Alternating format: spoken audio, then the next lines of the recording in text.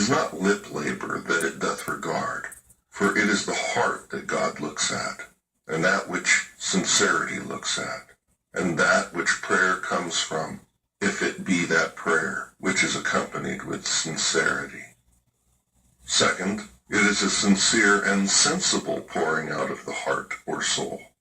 It is not, as many take it to be, even a few babbling, prating, complimentary expressions, but a sensible feeling there is in the heart. Prayer hath in it a sensibleness of diverse things, sometimes sense of sin, sometimes of mercy received, sometimes of the readiness of God to give mercy, and etc. 1. A sense of the want of mercy by reason of the danger of sin.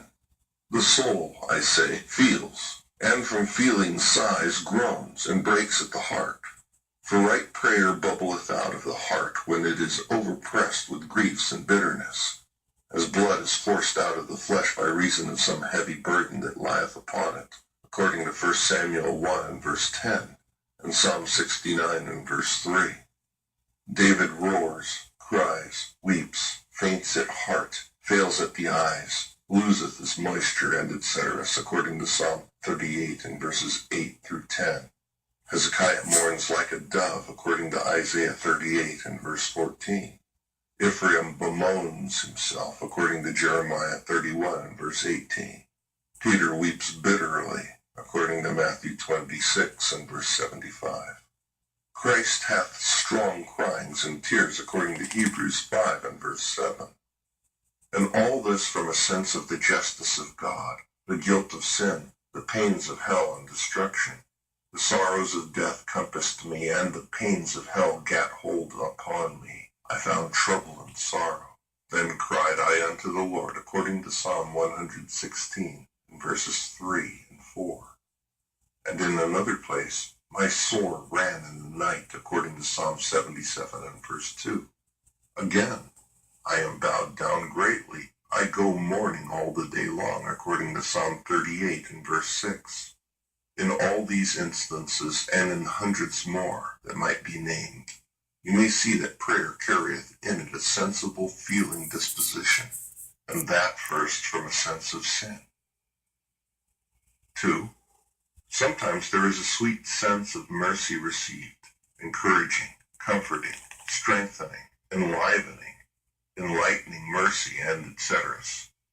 Thus David pours out his soul to bless and praise and admire the great God for his loving kindness to such poor vile wretches. Bless the Lord, O my soul, and all that is within me. Bless his holy name. Bless the Lord, O my soul, and forget not all his benefits, who forgiveth all thine iniquities, who healeth all thy diseases, who redeemeth thy life from destruction, who crowneth thee with loving kindness and tender mercies, who satisfieth thy mouth with good things, so that thy youth is renewed like the eagles, according to Psalm 103, and verses 1 through 5. And thus is the prayer of saints sometimes turned into praise and thanksgiving, and yet are prayers still.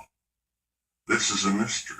God's people pray with their praises, as it is written, be careful for nothing, but in everything by prayer and supplication with thanksgiving, let your requests be made known unto God, according to Philippians 4 and verse 6. A sensible thanksgiving for mercies received is a mighty prayer in the sight of God. It prevails with him unspeakably. 3. In prayer there is sometimes in the soul a sense of mercy to be received. This again sets the soul all on a flame. Thou, O Lord of hosts, saith David, hast revealed to thy servant, saying, I will build thee an house. Therefore hath thy servant found in his heart to pray unto thee,